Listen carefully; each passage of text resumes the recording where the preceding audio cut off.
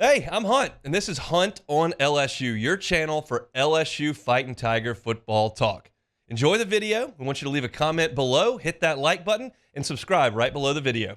Enjoy. I want to lead the show today with the injury news from Harold Perkins. Obviously, yesterday the news breaking, Matt Zenitz over at CBS Sports had it that Harold Perkins suffered a torn ACL and was going to be lost for the season. Brian Kelly, just about 1 hour ago, got to the podium and confirmed that as well, said they don't have a timetable for surgery, don't have a timetable for him to return, certainly not going to speculate on whether or not the draft is what's next for Harold Perkins. None of that's really pertinent at this current juncture. It's just very, very disappointing that Harold Perkins is lost for the season with that torn ACL. It was kind of a weird play. It was a 3rd and 35, and UCLA throws it over the middle, and Perkins goes to throw a shoulder, and in the course of throwing that shoulder on the reception, his knee kind of buckled. He went down. He was able to walk very gingerly off the field. They took him to the medical tent. He walked off the field very gingerly there late in the third quarter with a towel over his head, and then he was seen leaving Tiger Stadium on crutches and a knee brace, and that's never a really good sign. They did the imaging yesterday in the morning. Based on the test they were able to run on Saturday evening, it didn't look good, but they wanted to get the test done anyway. They did, and it confirmed that injury. So Harold Perkins will be lost for the year, and that's a blow to the LSU defense. Now, Brian Kelly did today kind of go into what this means for the defense. And you look at Perkins, he was able to play the outside linebacker spot. He was able to play that star a little bit. He was able to go out there and nickel. He can cover. He can rush off the edge. He brings a ton of versatility. And he's obviously a freak athlete. Those two things are beyond a doubt. They're beyond argument. He's very athletic and he's very versatile. He wasn't very productive through 4 games.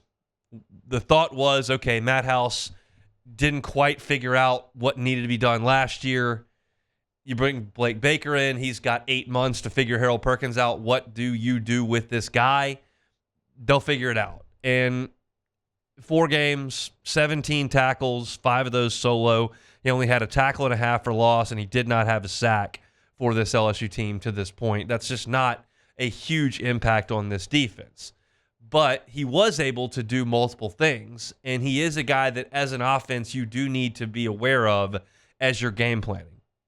You know, in his LSU career, he's got 13 sacks. He's got 27 and a half tackles for loss. He's been very, very disruptive. It just hasn't necessarily been the last 4 weeks. And it's interesting because you look back at that USC game, and early in that game, USC's got a 3rd down, and Perkins comes flying off the offensive right side and blows up the play at the mesh point, and he creates a punt. And you're going, oh, this is the guy. This is what we're going to see this year. Baker's going to unlock him. He's got the new number 7 on. He's rocking and rolling. This is going to be an All-American type money year for Harold Perkins. And unfortunately, that year is cut short, and LSU wasn't able to do much with Harold Perkins this year as far as productivity goes. Now, you look at what they do from here, and Brian Kelly elaborated on that. When LSU goes to what they call their Buffalo look, which is a traditional defense with 3 linebackers on the field, you're going to see West Weeks, the older Weeks brother, play in the middle. You're going to see Greg Penn and Whit Weeks play on the outside. Those guys will be the outside backers in a 3 linebacker set. When they go to nickel and they play star, Major Burns and Kylan Jackson will be the guys who play that star role, and then you'll see Penn and Whit Weeks, the younger Weeks, at linebacker. And that's kind of where things rest.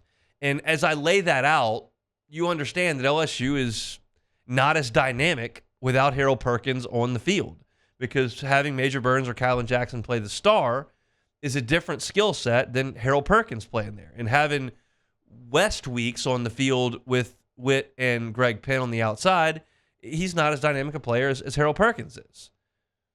But I can't sit here and tell you that LSU's defense is crippled because Harold Perkins isn't on the field. I will say that if you asked me 5 weeks ago, as LSU was preparing to play Southern Cal, who are the 2 guys that you would have the most difficult time replacing on the LSU defense? I think I immediately would have gone to Jacobian Guillory and Harold Perkins. Like, you don't have a proven SEC defensive tackle like Guillory. Now, he wasn't a starter in his previous time, but he's proven to be functional at defensive tackle. You didn't have anybody that was proven in that way entering the season. And as far as Perkins goes, and Brian Kelly talked about this today, he's like, we don't really have anybody else hanging around who can go cover a wide out in the slot and then come rip off the edge and beat a 315-pound offensive tackle. Like, we don't have the guy that can do both. They've got some guys who can go cover in the slot. Major Burns and Kyle Jackson's who he's talking about. Sage Ryan can go down there and do it too. They've got some guys that can cover in the slot, but those guys aren't as good rushing the passer. They've got some guys that can come in and play the linebacker spot, but they may not be able to drop with an SEC slot guy. So that versatility is what you lose. It's not necessarily the production.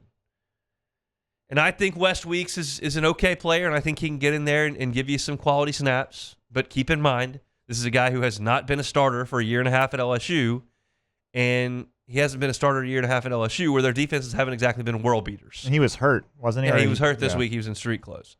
But like, he hasn't been a starter on two defenses that I would not describe as dominant. And then you look at the star with Burns and Kyle and Jackson, and those guys haven't been elite level playmakers in their time at LSU yet either. So I don't think it would be, I think it would be disingenuous for me to get up here and go, yeah, Perkins got hurt, but he had no sacks and a tackle for loss. Who cares? Like, I feel like some people will say that. I think that's disingenuous. That guy's a really good athlete, and quite frankly, while LSU's trying to figure out their defense and become competent on that side of the ball with some really good offenses coming up on the schedule, like, I'd like to try to figure it out with Harold Perkins in the lineup as opposed to him out of the lineup. But I'm also not going to sit here and go, oh my God, you lost the All-American. They'll never recover from this. I don't think they're going to be as good as they could be without him, but I also don't think you're taking away the heartbeat of the defense. This is not taking Tyrann Mathieu off the 11 defense. So it's really unfortunate. You hate it for the player. You hate it for Harold Perkins. This was his third year at LSU. He got a chance to go to SEC Media Days. He's wearing the number 7. He's been a great player for LSU for the last couple of years. But this year, they've just kind of struggled to find that spot, and then boom, in the course of one snap, one play, one hit, all that goes up in smoke. And so we'll see when Harold Perkins does, in fact, have surgery. We'll see when that day comes, what his decision is about next year's football season, whether he goes into the NFL draft or whether he comes back to LSU to try to play again, or whether something else is a decision that he wants to make. All that is way down the line.